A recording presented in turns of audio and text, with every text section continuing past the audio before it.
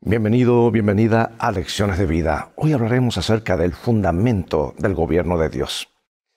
Los temas bíblicos del gran conflicto y del santuario celestial están inseparablemente entrelazados con el tema de la ley de Dios y de su sábado, que está incluido en su ley.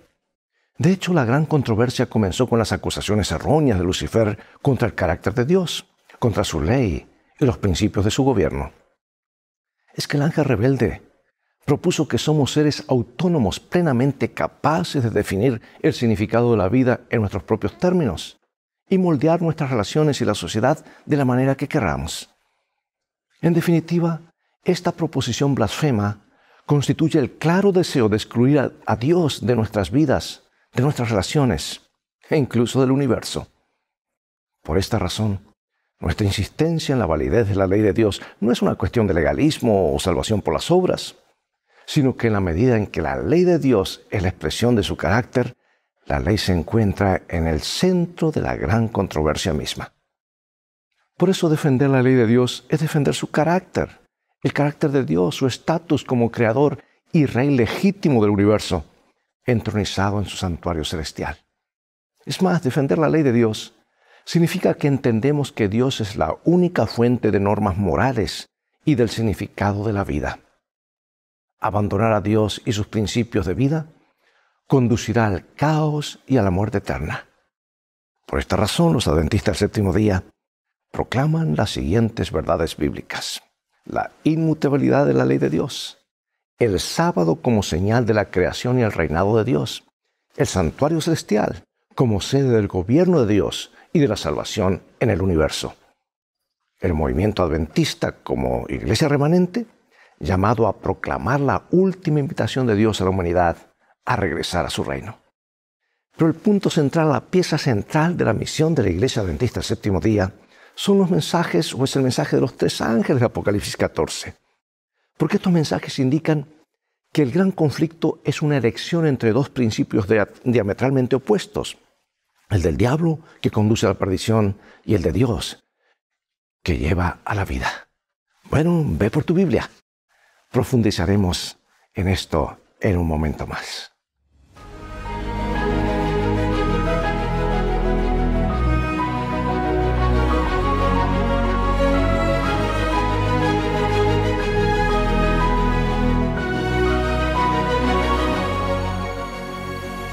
Comencemos con este versículo clave en el gran conflicto. Entonces el dragón se llenó de ira contra la mujer y se fue a hacer guerra contra el resto de la descendencia de ella, los que guardan los mandamientos de Dios y tienen el testimonio de Jesucristo. Mediante el estudio intensivo de la Biblia, los adventistas llegaron a comprender el significado de la ley en el lugar santísimo del santuario celestial. Al analizar la esencia de la ley de Dios, descubrieron también el significado del sábado, el cuarto mandamiento.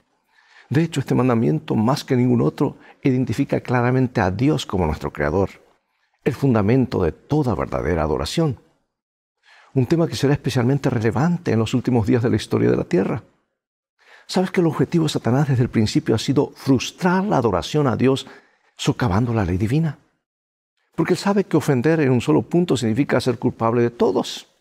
Por eso incita a la gente a transgredir la ley de Dios, porque sabe que hay un juicio y estamos al margen de la ley, estamos perdidos.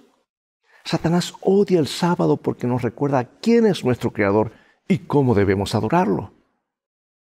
Pero este día también está inscrito en la ley de Dios en el lugar santísimo del santuario celestial. Como la ley es la que define el pecado, en la medida que la gente busque ser fiel a Dios, entonces su ley debe continuar siendo válida, incluyendo el mandamiento del sábado. Bueno, el objetivo de esta lección, de este estudio, es mostrar el vínculo entre el santuario, la ley de Dios, el sábado y la crisis que se avecina en torno a la marca de la bestia. Pero también exploraremos la relevancia del sábado para la generación del tiempo del fin. Bueno, comencemos. El día de la expiación era un día de juicio. A todo Israel se le ordenaba participar de este acontecimiento mediante el arrepentimiento, el examen de conciencia y la abstención de todo trabajo. Solo ese día el sumo sacerdote entraba al lugar santísimo para hacer expiación por el pecado. Allí en el compartimento más íntimo del santuario estaba el arca del pacto. Y dentro del arca estaba la ley de Dios, los 10 mandamientos, escritas en tablas de piedra. La cubierta de oro del arca se denominaba propiciatorio, donde se rociaba la sangre para purificar el santuario del pecado. La presencia de Dios se manifestaba en la gloria de la Shekinah sobre el propiciatorio. Shekinah quiere decir la gloria de Dios. Y cada sacrificio ofrecido revelaba la misericordia de Dios hacia los seres humanos pecadores. Pero el día de la expiación muestra que el pecado se recuerda hasta el día del juicio y que realmente solo podría ser eliminado mediante la fe en la sangre de Cristo para limpiar el pecado. Y allí en la presencia de Dios, la misericordia y la justicia se combinan maravillosamente. Al mirar hacia el santuario celestial, el apóstol Juan vio el templo de Dios abierto y el arca de su pacto revelada. Bueno, el conflicto de los siglos, ese maravilloso libro, añade este comentario y dice así: en el lugar santísimo, en el santuario celestial, es donde se encuentra inviolablemente encerrada la ley divina. La ley promulgada por el mismo Dios entre los truenos del Sinaí y escrita con su propio dedo en las tablas de piedra. La ley de Dios que se encuentra en el santuario celestial es el gran original del que los preceptos grabados en las tablas de piedra y consignados por Moisés en el Pentateuco eran copia exacta. Los que llegaron a comprender este punto importante fueron inducidos a reconocer el carácter sagrado e invariable de la ley divina. Comprendieron mejor que nunca la fuerza de las palabras del Salvador. Hasta que pasen el cielo y la tierra, ni siquiera una jota ni un tilde pasará de la ley. Como la ley de Dios es una revelación de su voluntad, un trasunto de su carácter, debe permanecer para siempre como testigo fiel en el cielo. Ni un mandamiento ha sido anulado, ni un punto, ni un tilde han sido cambiados. Es que, amados, la ley de Dios es inmutable. Vamos a ver algunos pasajes que nos enseñan acerca de la relación del cristiano con la ley. Veamos en forma práctica qué función tiene y por qué hacemos énfasis en esto y por qué Jesús hizo énfasis. Vamos a leer en San Mateo, en Salmos y en Eclesiastés, en 1 Juan y en Proverbios. Prepárate, hay varios versículos y comenzamos así. No penséis que he venido para abrogar la ley o los profetas. No he venido para abrogar, sino para cumplir. Porque de cierto os digo que hasta que pasen el cielo y la tierra, ni una jota ni una tilde pasará de la ley hasta que todo se haya cumplido. Las obras de sus manos son verdad y juicio.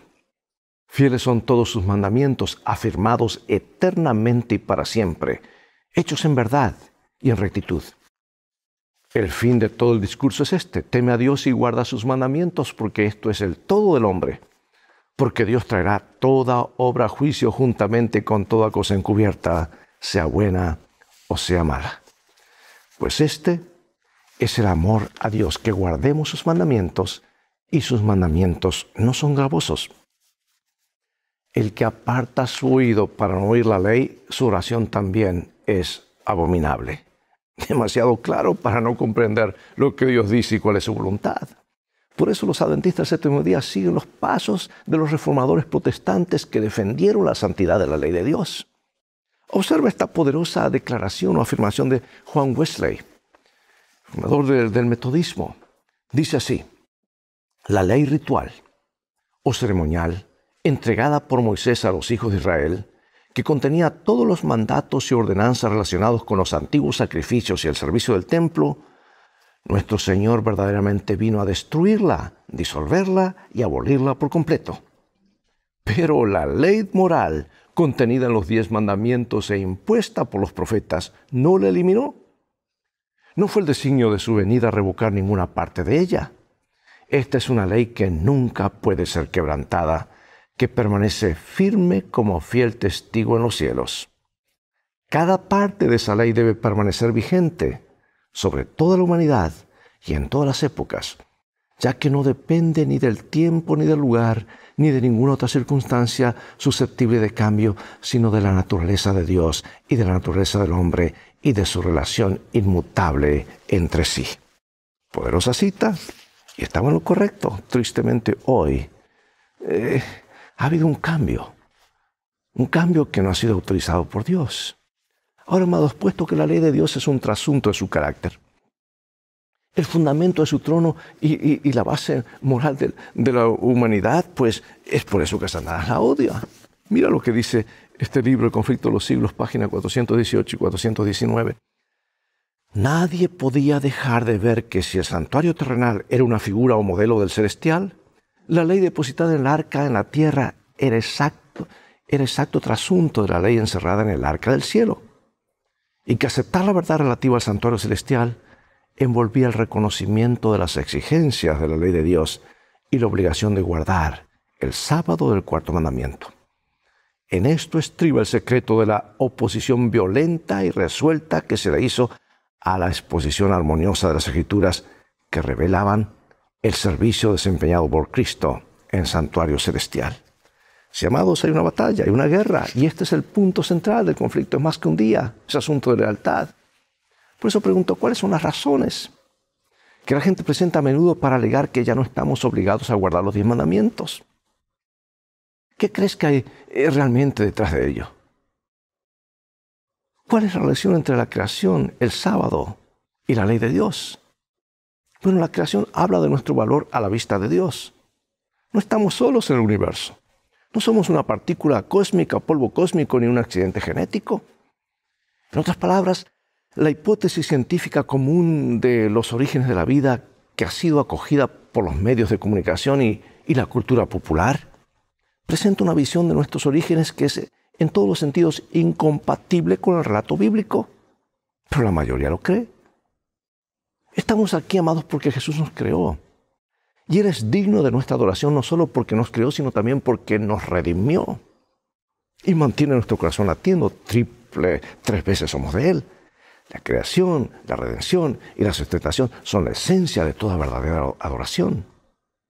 Por lo tanto, el sábado es vital para entender el plan de salvación. Porque el sábado habla del cuidado del Creador y del amor del Redentor. Bueno, al concluir la semana de la creación, Dios descansó en la belleza y majestuosidad del mundo que había creado. También descansó como ejemplo para nosotros. El sábado es una pausa semanal para alabar a aquel que nos hizo. Y cuando adoramos en sábado, abrimos nuestro corazón para recibir la bendición especial que Él puso en ese día. Reposó, bendijo y santificó. No es cualquier otro día. Porque el sábado nos señala a un Creador que nos amó demasiado como para abandonarnos cuando nos desviamos de su propósito para nosotros. El sábado, amigos, es un símbolo eterno de nuestro descanso en Él. Es una señal especial de lealtad al Creador. Es un símbolo de descanso, no de obras, de gracia, no de legalismo, de seguridad, no de condenación, de dependencia de Dios para la salvación, no de nosotros mismos.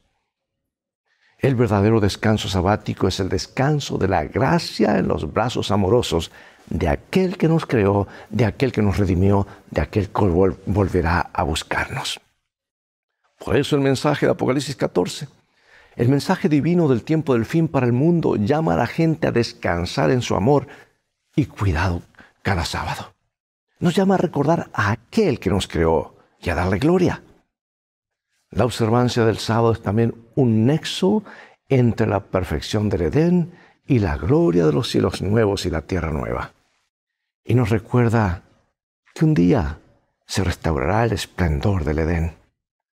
La mayoría de los adventistas del séptimo día han sido acusados de ser legalistas y esa acusación suele estar relacionada con nuestra observancia del sábado. Ahora, analiza el sábado como símbolo de la redención y la justificación por la fe. ¿Por qué obedecer el mandamiento de Dios de descansar haría que la gente piense que estamos tratando de abrirnos camino al cielo? No tiene sentido. Y ahora algo que no podemos pasar por alto al hablar del sábado y es el contraste con la marca de la bestia. ¿Cómo revelan estos textos la ira de Satanás? ¿Por qué el diablo está tan enojado con el pueblo de Dios en el tiempo del fin?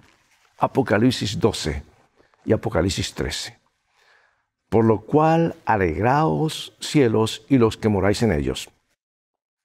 Ay de los moradores de la tierra y del mar, porque el diablo ha descendido a vosotros con gran ira, sabiendo que tiene poco tiempo. Y se le permitió hacer guerra contra los santos y vencerlos. También se le dio autoridad sobre toda tribu, pueblo, lengua y nación. Y aquí tenemos el gran conflicto cósmico descrito aquí entre Cristo y Satanás a lo largo de los siglos. Y llega a su punto culminante con el ataque final de Satanás contra el pueblo de Dios. Y Apocalipsis 13 presenta dos aliados del dragón, la bestia que sube del mar y la bestia que sube de la tierra. Estos dos poderes se unen a él para hacer guerra contra el pueblo de Dios. ¿Qué temática clave está presente en todos estos versículos? Vamos a ver Apocalipsis 13, luego Apocalipsis 14. Y adoraron al dragón que había dado autoridad a la bestia, y adoraron a la bestia diciendo, ¿quién como la bestia? ¿Y quién podrá luchar contra ella? Y la adoraron todos los moradores de la tierra cuyos nombres no estaban escritos en el libro de la vida del Cordero que fue inmolado desde el principio del mundo. Y ejerce toda autoridad de la primera bestia en presencia de ella, y hace que la tierra y los moradores de ella adoren a la primera bestia, cuya herida mortal fue sanada. Y se le permitió infundir aliento a la imagen de la bestia para que la imagen hablase y hiciese matar a todo el que no la adorase. Temed a Dios, dadle gloria, porque la hora de su juicio ha llegado, y adorad a aquel que hizo el cielo y la tierra, el mar y las fuentes de las aguas. Y el tercer ángel lo siguió diciendo a gran voz, si alguno adora a la bestia y a su imagen, y recibe la marca en su frente o en su mano, él también beberá del vino de la ira de Dios, que ha sido vaciado puro en el cáliz de su ira, y será atormentado con fuego y azufre delante de los ángeles, los santos ángeles, y del Cordero. Y el humo de su tormento sube por los siglos de los siglos. Y no tienen reposo de día ni de noche los que adoran a la bestia y a su imagen, ni nadie que reciba la marca de su nombre. ¿Captas que todo ese asunto de adoración, ese será el punto focal del conflicto final? Ahora, observa el contraste. La gente adora al Creador o adora cualquier otra cosa. El Creador es digno de adoración. El conflicto entre Cristo y Satanás comenzó en el cielo con motivo de la adoración. Dice, el diablo dijo, Lucifer, subiré sobre las alturas de las nubes, seré semejante a la... Bueno, ¿dónde estaba él? Estaba en el cielo, estaba allá arriba, pero él quería el lugar de prominencia. Satanás deseaba la adoración que pertenece exclusivamente al Creador, y él no puede ser adorado, Lucifer, porque era un ángel creado. Y según Apocalipsis 13, lo consigue ahora mediante la actividad de la bestia que sube de la tierra, o sea, un poder que surge donde hay poca gente, y vamos a ver eso más adelante. Y una comparación con Daniel 7 muestra que esta bestia que sube de la tierra es la misma que el cuerno pequeño que trata de cambiar los tiempos y la ley y ejerce autoridad durante 1260 días, o sea, 1260 años. La única parte de la ley de Dios en los 10 mandamientos que se ocupa del tiempo es el cuarto mandamiento. Y esta iglesia ha intentado cambiar el día de adoración del sábado, el séptimo día, al domingo, que es el primer día de la semana. Que un poder terrenal intente cambiar el día de adoración, el sábado, que Dios mismo dio como señal de su autoridad, amigos, es un intento de usurpar la autoridad divina en el nivel más básico posible. En este punto se centra el conflicto final sobre la adoración verdadera y la falsa. Por eso, amados, cuidado con esto de adoración, o adorar como a mí parezca. Dios llama e indica cómo adorarle. Por esa razón el Apocalipsis identifica al pueblo fiel de Dios como aquellos que guardan los mandamientos de Dios. Y esto incluye el sábado, no el domingo. Aquellos que rechazan el llamado final de los 3 ángeles a adorar a Dios en su día santo y que adoran a la bestia en su falso día de reposo el domingo, dice que recibirán finalmente la marca de la bestia. Bueno, en Apocalipsis 14:7, el primer ángel clama a gran voz.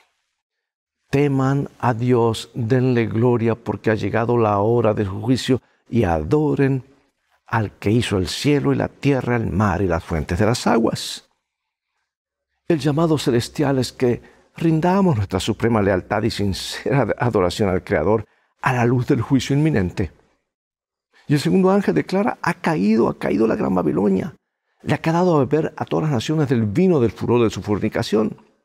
Y sabes que Babilonia representa un sistema religioso apóstata, caído, que ha rechazado el mensaje del primer ángel en favor de un falso sistema de adoración. Por eso Apocalipsis 14 advierte acerca de la adoración de la bestia y su imagen. Y aquí se presentan dos alternativas opuestas, adorar al Creador o adorar a la bestia. Y sabes que cada persona del planeta Tierra tomará su decisión final e irrevocable sobre quién tiene su lealtad total, Jesús o Satanás. Amigos, no hay terreno intermedio. Dios tendrá un pueblo en el tiempo del fin que le será leal frente a la mayor oposición y la más feroz persecución en la historia del mundo. Por eso digo, hoy es el día para reafirmar estas verdades en nuestros corazones. Pronto será una marea, una avalancha imposible de mantenerse en pie, excepto que estemos parados sobre la roca de los siglos, que es Jesús y su palabra. Mediante el don de la justicia de Cristo, este pueblo llevará una vida llena de gracia y obediencia.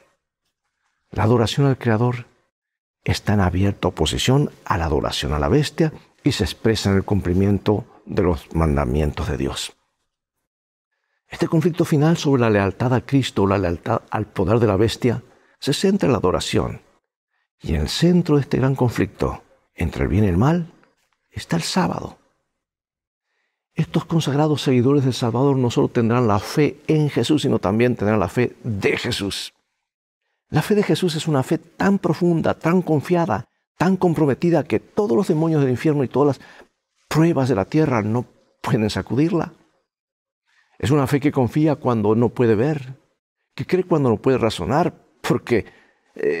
Y en espera cuando no puede entender. Confía, confía y confía. Esta fe de Jesús es, en sí misma, un don que recibimos por la fe y nos ayudará a atravesar las crisis que se avecinan. Cuando estalle la crisis final y nos enfrentemos a un boicot económico, a la persecución, a la prisión y a la propia muerte, la fe de Jesús nos ayudará a atravesar las últimas horas de la tierra hasta que Jesús regrese. ¿Cómo está preparando Dios tu fe hoy para lo que vendrá en el futuro?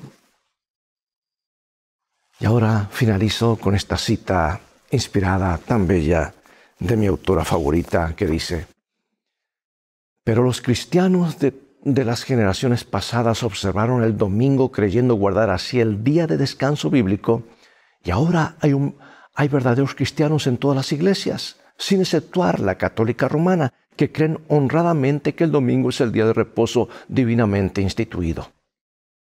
Dios acepta su sinceridad de propósito y su integridad, pero cuando la observancia del domingo sea impuesta por ley y que el mundo sea ilustrado respecto a la obligación del verdadero día de descanso, entonces quien transgreda el mandamiento de Dios para obedecer un precepto que no tiene mayor autoridad que la de Roma, honrará con ello al papado por encima de Dios, rendirá homenaje a Roma y al poder que impone la institución establecida por Roma.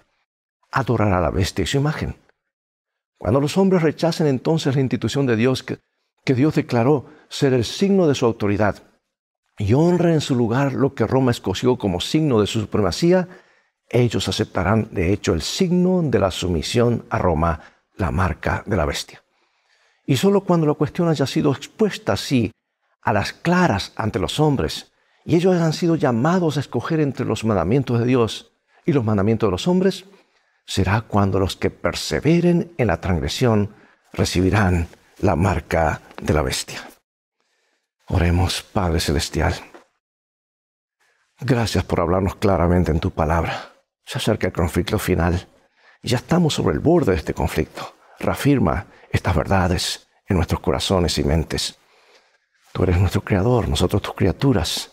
Por eso queremos honrarte y obedecerte. Gracias por bendecirnos en el nombre de Jesús. Amén. Bien, amigos, es todo el tiempo que tenemos por hoy. Hay mucho más acerca de este tema, pero lo seguiremos estudiando cada semana. Ha llegado el momento de despedirnos. Será hasta el próximo programa. Transfórmate tú en un canal de bendiciones invitando a otros a ver este programa. Dios te bendiga y recuerda, tú vales mucho para Jesús.